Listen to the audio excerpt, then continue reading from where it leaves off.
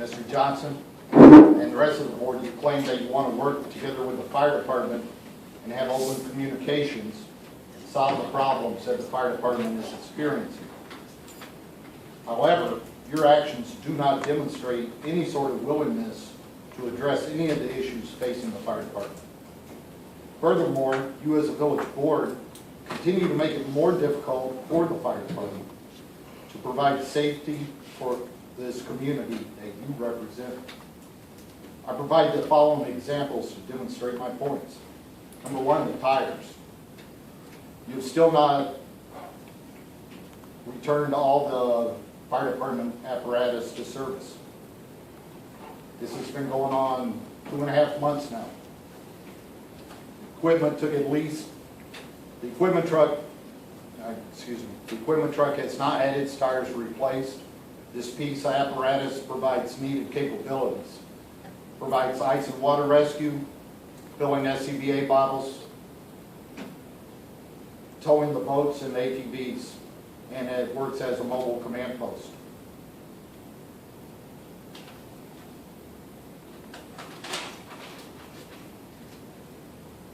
These capabilities cannot be provided by other fire department apparatus. We need that piece of apparatus in service.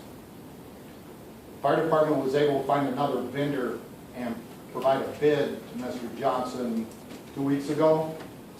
That was a considerable savings for replacing the tires on that piece of apparatus.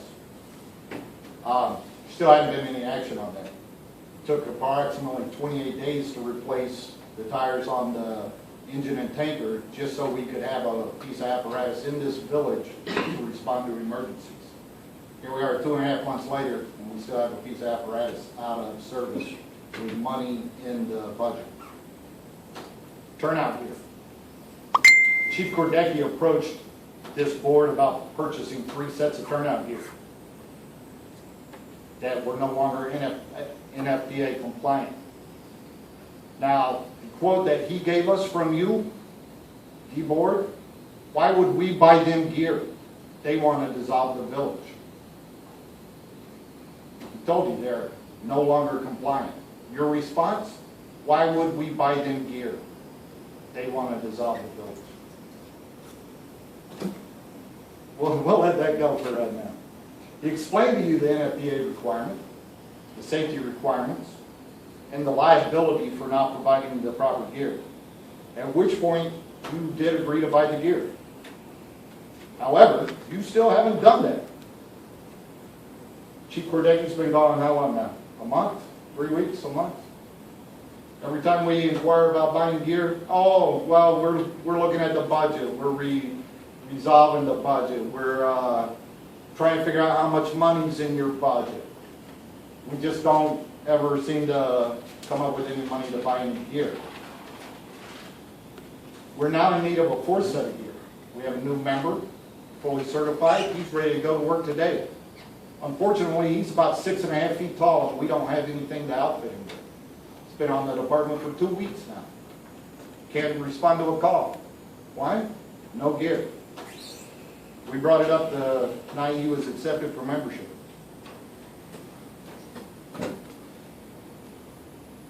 Let's see, okay.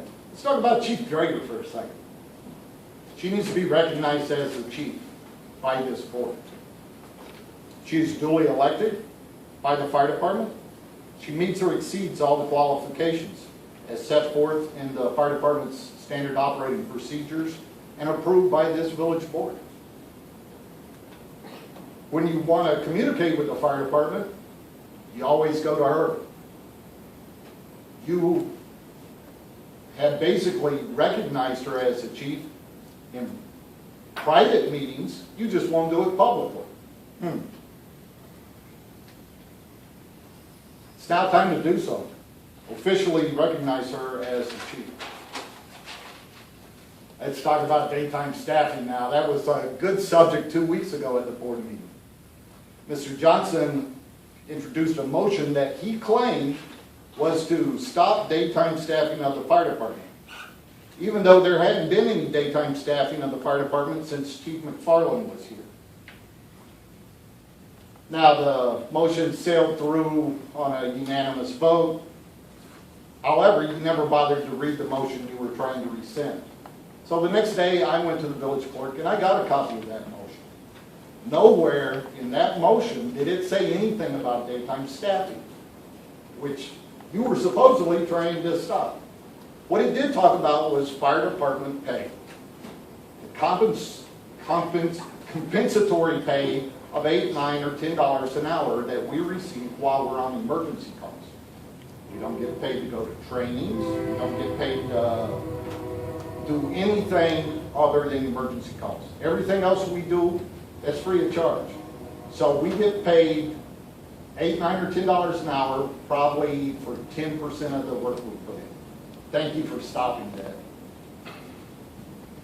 You know, if the village was that broke and you came and said, hey, we just can't afford to pay you guys anymore, we probably would have said, fine, don't pay us. Our quarterly pay averaged about $1,000, $4,000 a year total. You had no trouble buying $3,000 Fords that apparently get used like 2 or 3 times a year for the public works, which, by the way, I found on Craigslist the following day for $500. But, you know, I understand you were in a hurry to buy Fords. I'm not here to provide only bad news. I have some good news.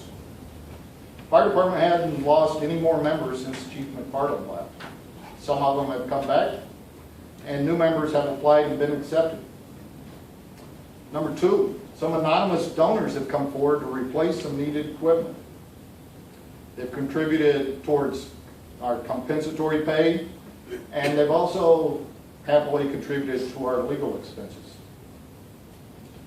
Number 3, no matter how difficult you try to make it for us, we will continue to respond to emergency calls in this village and protect all of the citizens during their time of need. This isn't about politics. This isn't about dissolving. This is about protecting the people of this village and providing the fire department with the tools necessary to provide that service. Put politics aside, provide for your fire department, and provide for your citizens. And you need to start doing it now. Thank you.